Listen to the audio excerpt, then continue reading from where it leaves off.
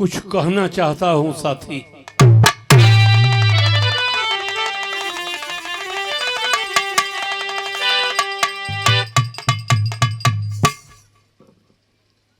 सिंधु की गोद में सूर्य की रोशनी, व्योम मंडल से आकर के शोला गिराए, किंतु सागर बेचारा सलील से सदा उनके प्यासे कलेवर की प्यासे बुझाए। पादपों के सुकोमल सिरों पर सभी, पादपों माने पेड़ पौधा होला, हमन का करीला।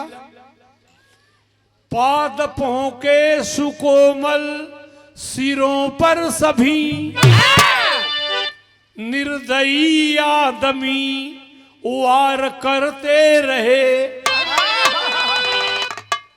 किंतु देकर हमें फल मधुर से मधुर। धन्य साखी सदा प्यार करते रहे।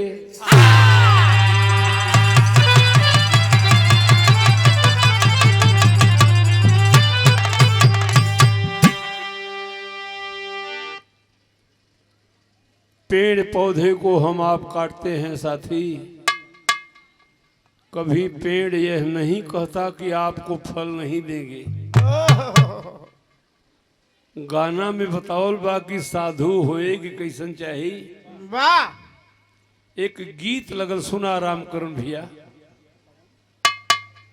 कहाँ की धरतिया उगावे हीरा मोतिया, उगावे हीरा मोतिया, कहाँ बाटा सोने का पहाड़।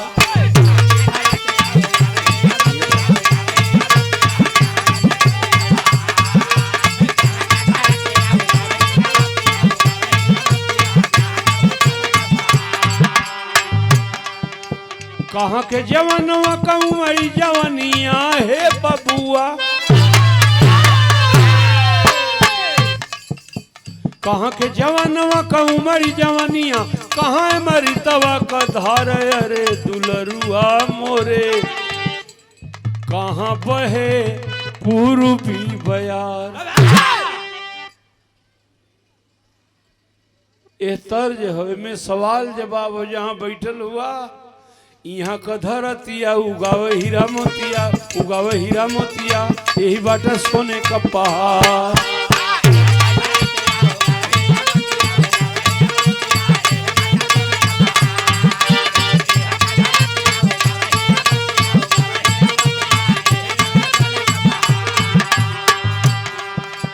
यहाँ के जवानवा का उमरी जवानिया है बबुआ, यहाँ के जवानवा का उमरी जवानिया, यही हमारी तवा का धार। अरे दुलरुआ मोरे यही बहे पूर्वी बयार।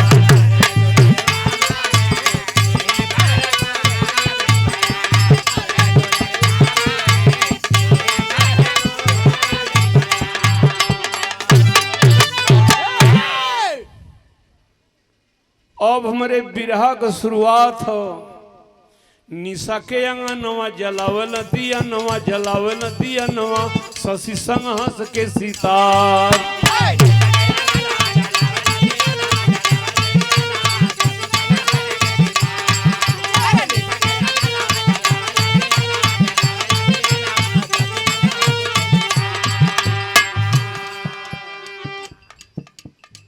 निशा माने रात होला, शशि माने चंद्रमा, सितार जोने के हम तरई कहिला।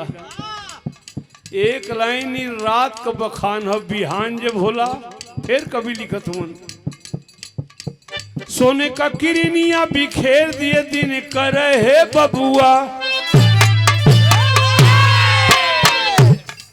सूर्य भगवान उदय लल। सोने का किरनिया बिखेर दिए दिन कर दिनवा का करन श्रृंगार अरे बदरिया बरसे नाचे मन मयूर सवार।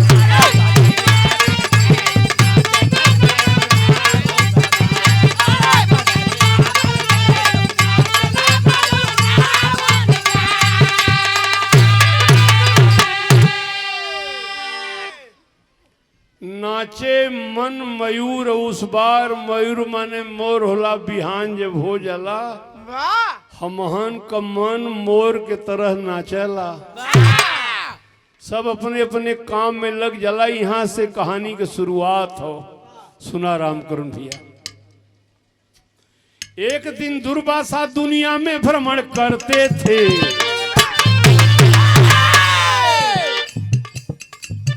एक दिन दुर्वासा दुनिया में भ्रमण करते थे। मुखार बिंदु से मकरंद यही झरते थे।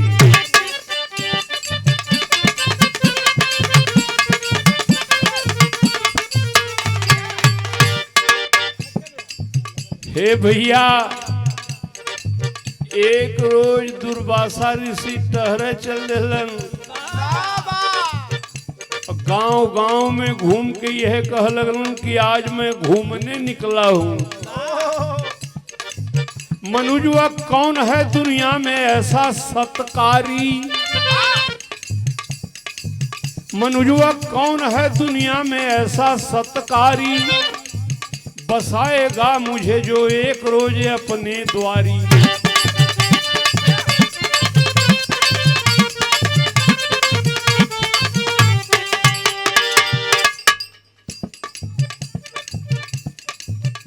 दुर्वासा ऋषि कौनो गांव में जाए तो यह कहें कि आज घूमे निकलल है। ये गौवा में कोनो ऐसनो आदमी बा जो एक दिन अपने घरे हमके रख सकेला? अरे बेटा, अरे छोटका लड़का मत बोल बेटा, पूरा गौवे तैयार। अरे महाराज, ये गौवे को भाग जा गईल हो। एक दिन, 2 दिन, 10 दिन हमारे घरे रहा। दुर्वासा ऋषि कलन एक बात और समझला, रुकब तो जरूर, मगर एक बात से परिचय उसे करना होगा। मगर एक बात से परिचय उसे करना होगा। मेरे क्रोधी स्वभाव से सदा डरना होगा।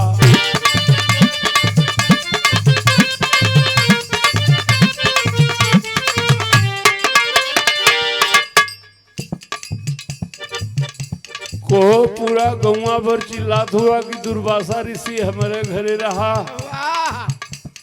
हमार स्वभाव क्रोधी स्वभाव हो। जेकरे घरे रुकब, खाए में, पिए में, घूमे में, टहरे में, पूजा करे में कोनो प्रकार का कमी होई, श्राप दे दे उनकर गौवे जल जाई। लड़का कहवे कि पहले सधुइया सारे के मारा। अच्छा तो मान ला ऐसा दाली में नीमका ढेर हो गए। कल नहीं भाई, शर्त यही हमारी है, श्राप पाएगा, पाएगा श्राप पाएगा। भूल थोड़ी सी हो जाने पर, हुआ तैयार ना सुन के कोई बसाने पर।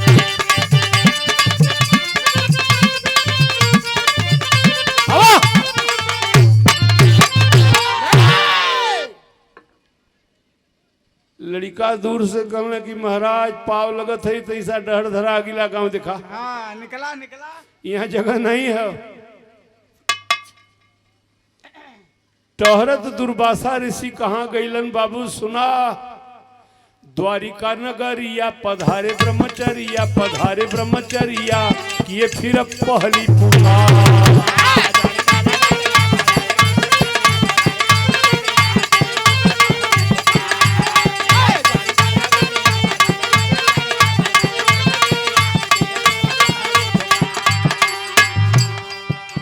दिए सथनवा मुरारजी भवनवा ए बबुआ,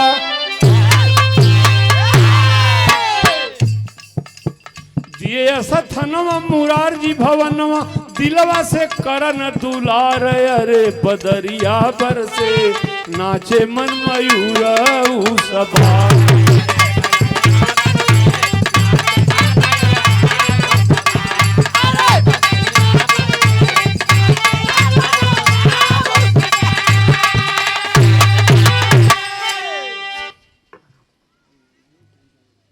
कतो ठेकान जब ना मिलल दुर्वासा ऋषि द्वारिका नगरी में पहुंचलन। सोनवा के सिंहासन पर भगवान कन्हैया बैठल हुवन। देखल दुर्वासा ऋषि आवत हुवन, उघार गोड़े दौड़ के धैलन, महाराज भाग्य हो द्वारिका नगर का। दुर्वासा ऋषि कहने की कन्हैया आज घूमने निकला हूं, हमारी एक शर्त है। जिनके घर रुकूंगा, जिनके गांव में रुकूंगा, किसी प्रकार की कमी हो जाएगी श्राप दूंगा, उनका गांव ही जल जाएगा। कृष्ण भगवान कहने महाराज एकाक दिन का रुक गया, एक दिन, 2 दिन, 4 दिन, 10, 20, 50 बरिस हमारे लगे द्वारिका नगर में रहा और तोहसे हमार हथजोरी बिना श्राप देले जइबो मत करा। मामला तो बहुत गढ़ू हो गई। अब वहीं ले बिरहा में आप लोग सुनेला कि भगवान भक्तन के अजमावल नहीं, भगत भगवान की चापा चल दिले बा। कवि जी बिरहा का टेरी लिखत हुन, मनमोहन ओहो मनमोहन की परीक्षा हो रही। को ऐसनो लोग हुन, मनमोहन की परीक्षा हो रही, ढूंढते दुर्वासा अंतर कर तरल तितिक्षा, मनमोहन की परीक्षा हो रही।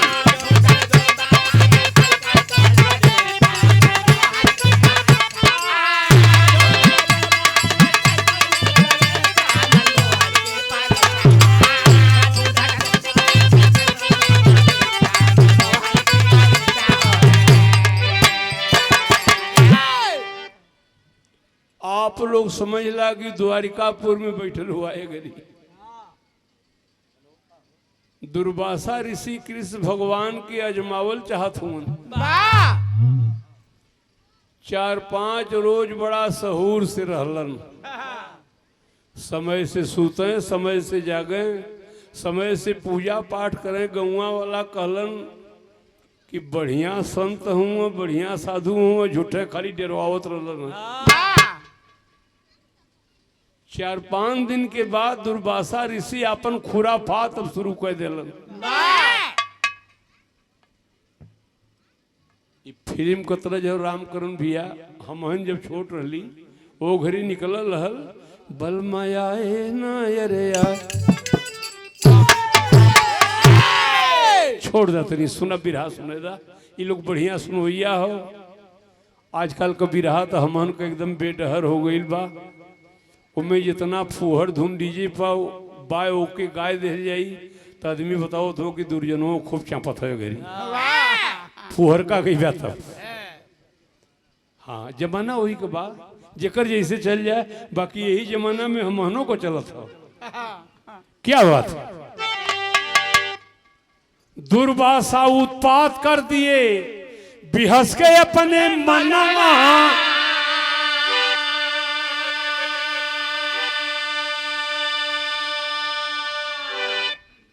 कभो रात कभो दिन में वो कहते ही है बयनवा की जनवा जाई ना, अरे जाई ना, जौना मिली भोजनवा।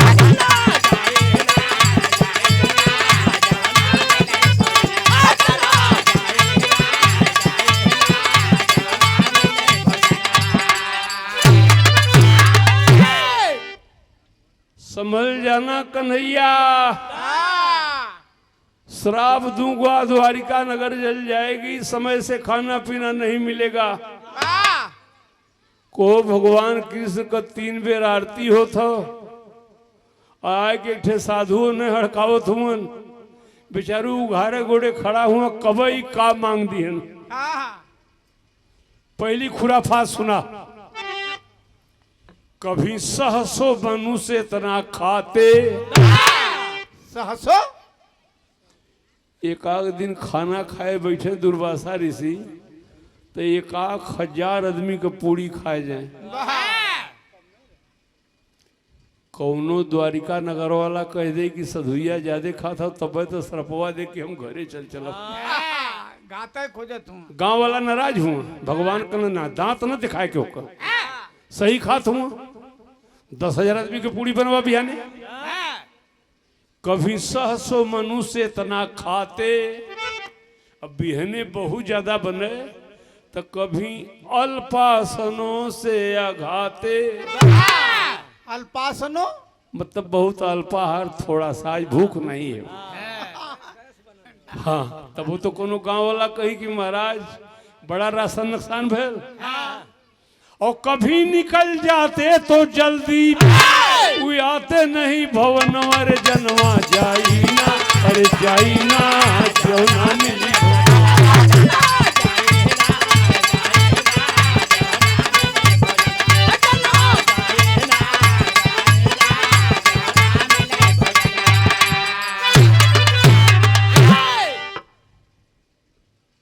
दुर्वासा ऋषि खाना वाना खाए के संझा के टहरे चल जाएं तो भगवान सोचें कि सुते बजे 10 मिनट में ही रात भर घूमी के नहीं आवे।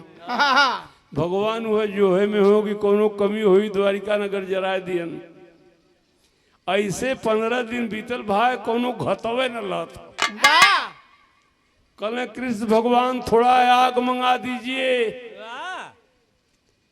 भगवान लगल पर्दा लगावे कि बीड़ियो पिए न का भगवान ये आगी लेके का करी है। सोने के सिंहासन में बैठौले है और अनल दुर्वासा एक दिन मंगाए। अनल माने आग होला, अनल दुर्वासा एक दिन मंगाए और जहां रहते वहीं पर जलाए। अब तो न बर्दाश्त। अब दुर्जन के इतना बढ़िया मंच दे देला लोग तो सब गदा बिछाए की ये में गांव से आगी मंगाए के फूक देनी जरा लगे। अब बर्दाश्त के बहरे किस भगवान कल खबरदार कोई नहीं बोलेगा, महाराज बढ़िया कर रहे हैं। अनल दुर्वासा एक दिन उठाए और जहां रहते वहीं पर लगाए। सारी वस्तु हो गई भस्म, जल कर के तौन छनवर जनवा जाई ना, अरे जाई ना क्यों ना मिली भोजन।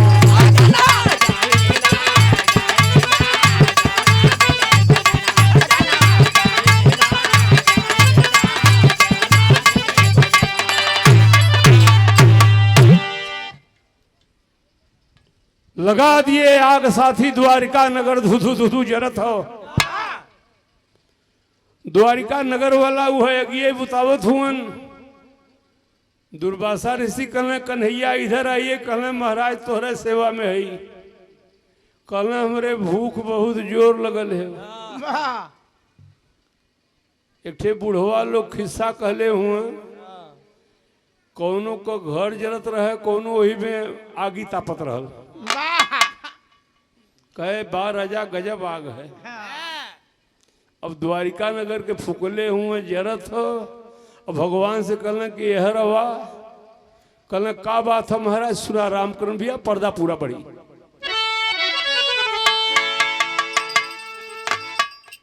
दिल दारुण भैया दिल दारुण करके दुर्वासा दुख के दुनिया ला दे।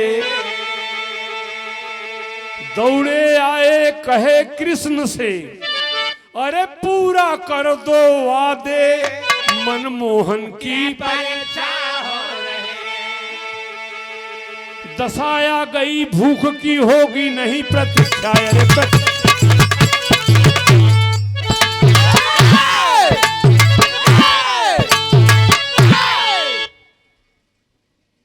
बहुत जोर भूख लगल। भगवान कहना का कईबा प्रभु। कल है दूध मंगा देता भाई। कृष्ण भगवान के ई डर बा कि आग लगल बा, सब आग बुतौते बा। 1000 आदमी कई पुड़ियो खा जाला, शेर दूसरे दूधे से फरियाबो न करी। हाँ कृष्ण भगवान स्वयं दूध लिया के देवे लगलन और दुर्वासा ऋषि दूधवे से नहाए शुरू कर दिलन। गांव को नौजवान राय बनूना कि पहले के सारे के मारा। अभी नया आज सुनल गल कि दूधे से नहलहूं भूख चल जाले। भगवान कहना खबरदार कोई बोलेगा नहीं। बहुत सारा दूध मंगवा के दुर्वासा ऋषि दूधे से नहैलन और तर्क लगौलन। बिरहा हमार वहां पहुंचल हो, दूधवा गिरा के कल में भगवान एक काम और कह देता। यहाँ तर्ज हो कि ब्याहे में माई बहन गावेली। सुना कंवर रंग घोड़ा व कवन सवार,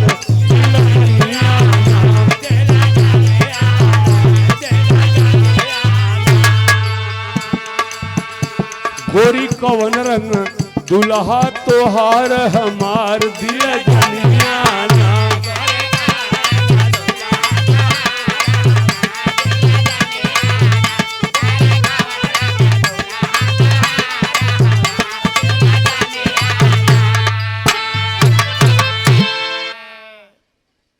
कुछ दिन में ये सब गीतन का लोप हो जाई।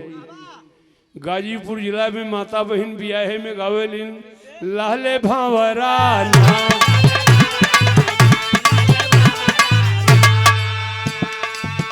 और मोर नरवन रवा जाए लाले भावराना।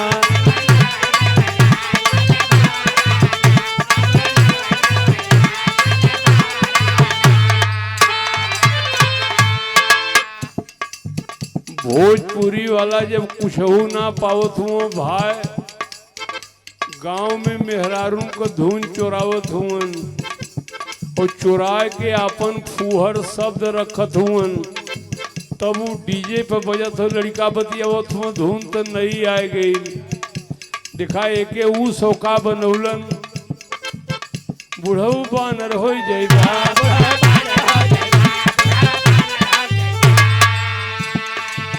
पतोहिया रेल के कह दे आनहर बुढ़ऊ बानर हो जाएगा। भोजपुरी वाला कह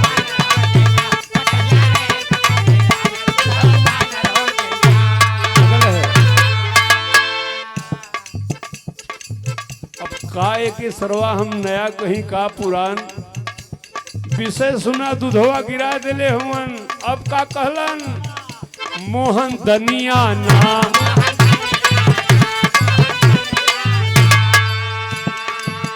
मारे भूखिया के बथला कपार हमार मोहन दनिया ना।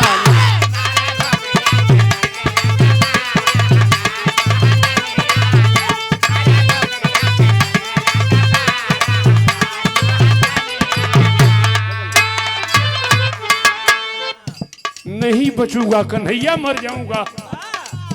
बहुत जोर भूख लगल, दूधवा गिरा भैल हुवन।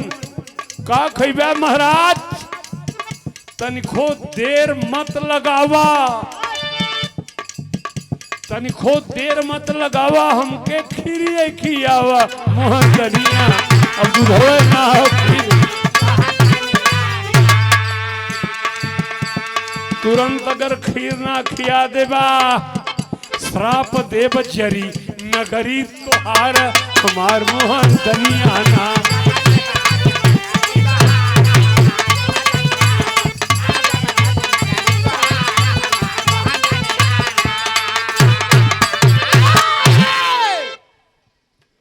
आफत में द्वारिका नगर वाला हुआ कि दूधवा तो घंटा भर गिरा दिलन। अब खीरो मांगत हुआ और खीर न मिली, द्वारिका नगर के श्राप दे के जरा दियन। एक सिनेमा का धुन हो, कुल लड़का तो बेचारा सुन ले न हुई हन ये हमहन के लड़कई में रहल। अरे दुनिया का मेला, मेले में लड़की, लड़की अकेली सन्नो नाम।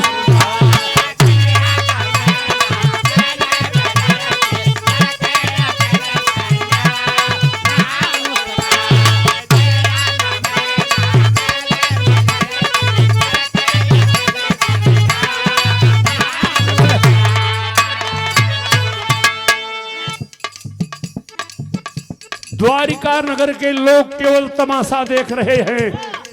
भगवान कृष्ण का कैलन ओह मोहन के आगे, हाँ मोहन के आगे दुर्वासा बोले खिरिया बना के मुही देव हो गई देव।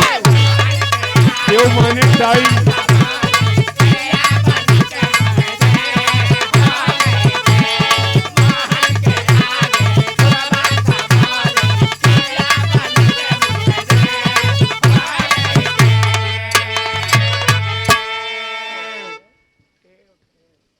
टेव टेव टेव माने टाइम। मतलब गांव में आग लगी वही टाइम में खीरो खाइए, यह टाइम है। कृष्ण भगवान का कैलन स्वयं खीर को झट से भगवान बनवाए हैं, स्वर्ण के थाली में चाहे सोने के थरिया में उसको ले आए हैं। बोले मुनिवर से बोल,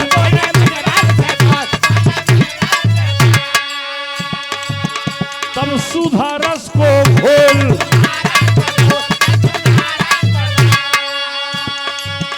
खीर बन करके आई लो जे हो गई थे। अरे मोहन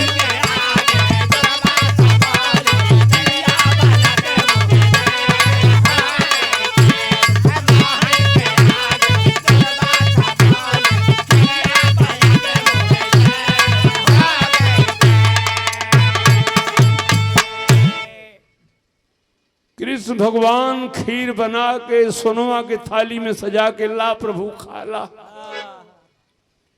दुर्वासा ऋषि कहले कि सरवा इहो दाव फेल हो गल। महीना नहीं बीत गल, द्वारिका नगर में कोनो बुद्धि भगवान लग ही ना देथुन। एक कवर खीर निकाल के दुर्वासा ऋषि पूरा खीर जुठार दिलन। खीर भी जूठी और सोनवा का थाली भी जूठी। कल कृष्ण भगवान बदन में हमारे दर्द बहुत हो। भगवान कल कोनो डॉक्टर बुलाए दे महाराज, कल नहीं नहीं, यह जूठ खिरिया जो हमार हो, तू अपने देहिया भर पोते लगता है, हमें तनी आराम हो जाता। भाग क्यों न बर्दाश्त करी। लेकिन भगवान कहने की क्यों जने बोला मत, जौन करिहन तो महाराजे करिहन। जैसे लड़का मिसल जाला, कृष्ण भगवान पूरा महज्जत में दोनों हाथ एक जूठ खीर निकाल के भर दही पोतत हुआ। कहले प्रभु तनी मनी आराम है, एक ठे काम और कह देता।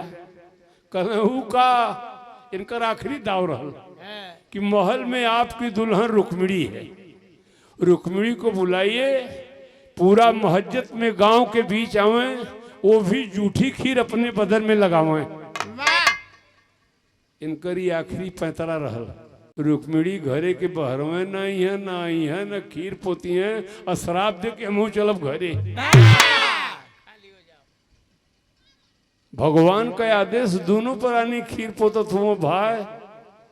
और द्वारिका नगर वाला एक पर नाराज हुआ कि इनकर तीनों टाइम हमन आरती करीला। अभी बक्चोदई फनले हुए, पता ना कहाँ का बटबहाउर गांव में चल रहा है। वो समय के सीन बताओ थे, तनी एक बढ़त ठीक रहा था।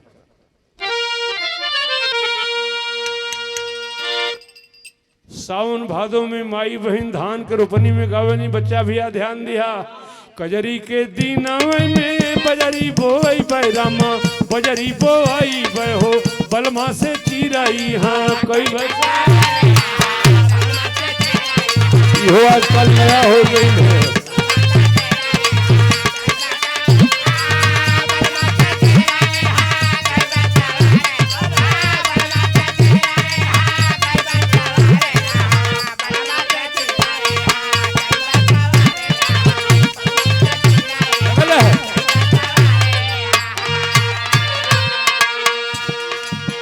एके भोजपुरी वाला नया का बना दे लड़कन के बजावे बदे सातो नदिया परवा से मोरा भैया अइले रे नदी मोरा भैया अइले रे नदी तबो नाही विधवा बाबा कइल हमारी हो गई नया भी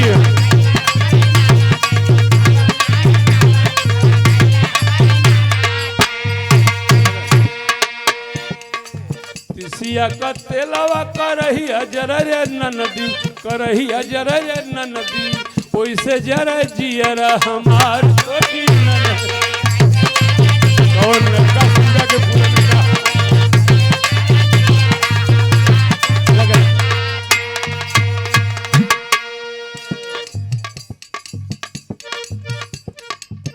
दोनों प्राणी खीर लगावा कन्हैया इतना जने हमार बिरहा सुनत हुआ भाई द्वारिका नगर वाला खाली तमाशा देखत हुवन भगवान दोनों प्राणी का कैलन खिरिया लगौन मोहन सगरी बदनी है रामा सगरी बदनिया हो रुक्मिणी भी तन मिल गाव सवारिया हो बहुत अच्छा बेटा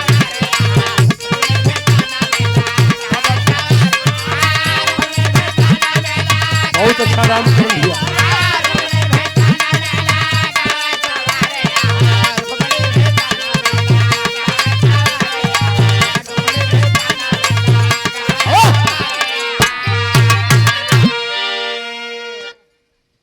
दोनों प्राणी हाली हाली जूठे खीर भर दे ही लगाओ तुमन दुर्वासा ऋषि कहने कन्हैया एक बात सुन लो एक रथ मंगाओ रथ मंगाओ रथ सामने खड़ी ये को मिनट देरी हुई शराब दे दी है गंगे जल जाई रथ खड़ा हो गया रथिया पर दुर्वासा ऋषि बैठल कल कन्हैया कल प्रभु हाजिर है तोहरा सेवा में न कल तनी एक घोड़वा दूरे बनवा दे भगवान के दिमाग ना कम कि रथी पई हो घोड़ा दूरे कल बांध देली सरकार कल बड़ा मन करत हो कि घोड़ा की जगह रुक्मिणी के बांधा वो खींची तो हमें बड़ा आनंद मिली अभी आखिरी पैंतरा रहल कि अब ऐसे कोनो दाव हो ना गांव वाला कहे महाराज अनर्थे का बाजा बजत हो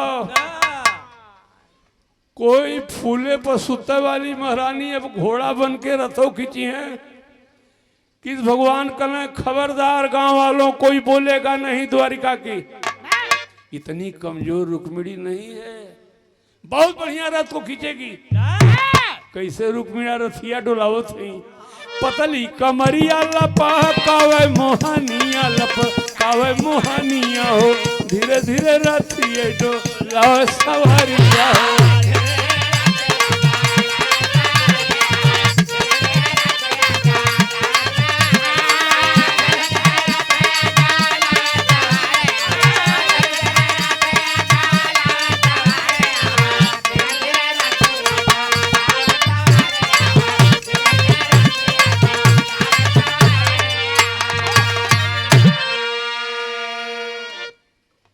दुई पर खींचे मुंह के बगल गिर जाए फिर उठे तो फिर खींचे लगी लड़खड़ाने जबकि थकन बदनामा हो थकन बदनामा हो उतरी दुर्वासा कहीने दक्षिण पयानावा हो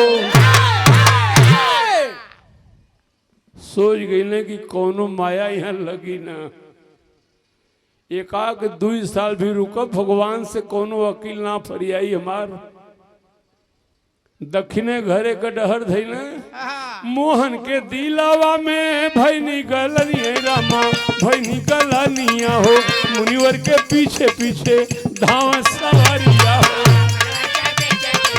बहुत अच्छा बहुत अच्छा बहुत अच्छा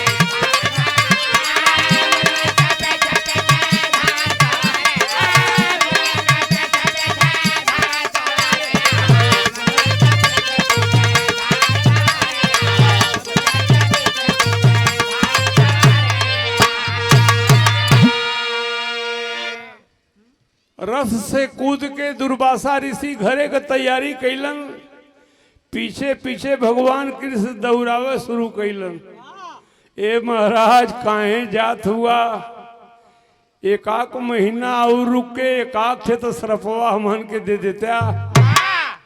दुर्वासा ऋषि कहना कन्हैया अब जरले पर नीमक छिड़कत हुआ भाई तू कोनो मुकोए ना देला। देखा कहल हो वृथा न जाए देव ऋषि बानी। बिरहा के रूप ही बदलत हो। ये हमार चाहे प्रधान जी ये बिरहवा के शुरुआत जाना चाहे आखिरी तो लोग को प्रेम हमें बोलोले बा आ गए ही लगन का माहौल हो बहुत कुछ बताना ना हो और महाका वाला गवैया भी ना है। देखा है ड्योढ़ी कहत हूँ इन्हें बिहाने बेटवा को बारात देके जाए के हो सिमरत की। कहलो भैया हमें सर सकरा घरे छोड़ा काल नहीं आई। काल भी रहा हमार हो बौरी बौरी बरार भानु गायक से जो भट्टा वाली क्यों दरोगा जी के प्रोग्राम में तिलक हो तो एक चाहे लोगों ने आखिरी जाना चाहे शुरुआत लेकिन एक सुन ला भाई वृथा न जाए देव ऋषबानी। रुकल है दुर्वासा तब दिल पर दानवा हो दिल पर दानवा होगा अस्त्र शस्त्र से अभेद बदनवा हो। जा कन्हैया खुश हूं और वरदान दे रहा हूं जहां तक जूठ खीर अपने बदन में लगवले हुआ तो हर देहिए बज्जर हो गई। ए पर दुनिया का कोनो हथियार कामे ना कह सकत लेकिन डर हो कन्हैया कहाँ डर हो डर कहाँ हो सब जगह जूठी खीर लगौला तैसा गोड़े के तरुआ में नहीं पुतला कन्हैया यह जियरा डेरात हो तलवे लेकिन नहीं खिरिया निशानिया रामा खिरिया निशानिया हो यह अंग भय को ऊपर जाओ सवारिया हो।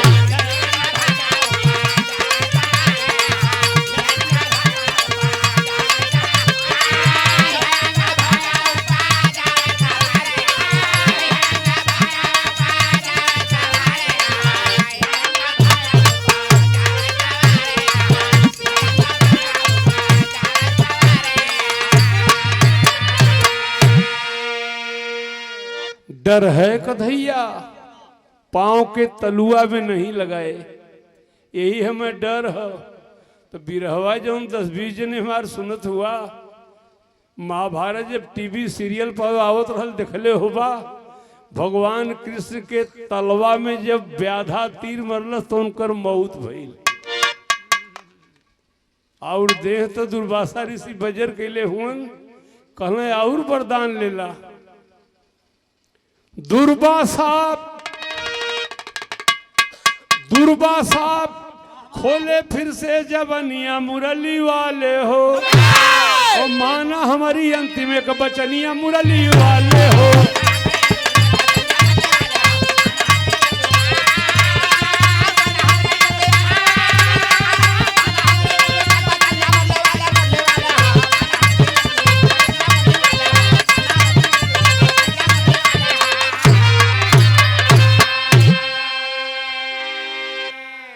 देह तो तुहार बजर बना देली कन्हैया और वरदान लेला। सोनवा के थरियवा के जो जूठ कैले है वहू के वरदान देते। अरे कैली भोजनवा जवने थाली के दरम्यानवा हो ओके गड़वैया कतहूँ खाली मयदनवा हो जेकरे पांव से हो जाई टकरनिया मुरली वाले हो और नाश हो जाई वो करकुल खंडनिया मुरली वाले।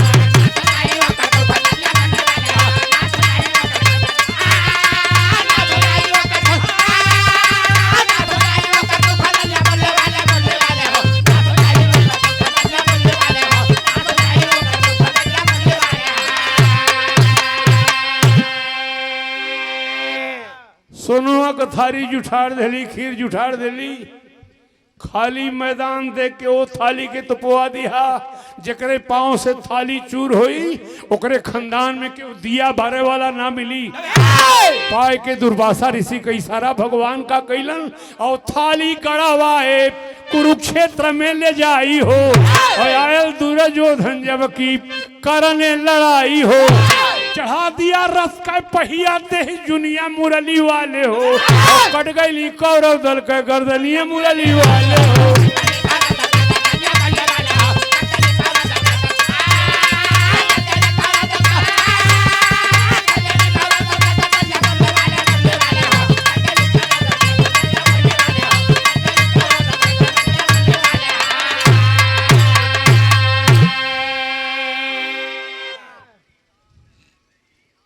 जात जात रुक्मिणा से कहना, अरे तो हूं तो झूठे खिरिया पुतलू, जहां ले लगौले हो तो हूं के वरदान देत हई, रोग जरा छू सके नहीं, रुक्मिणी लिया वरदान।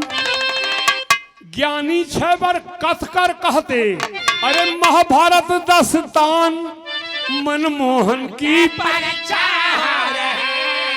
और दुर्जन राजदेव को मिली ज्ञान का भिक्षा, मनमोहन की परीक्षा हो रही।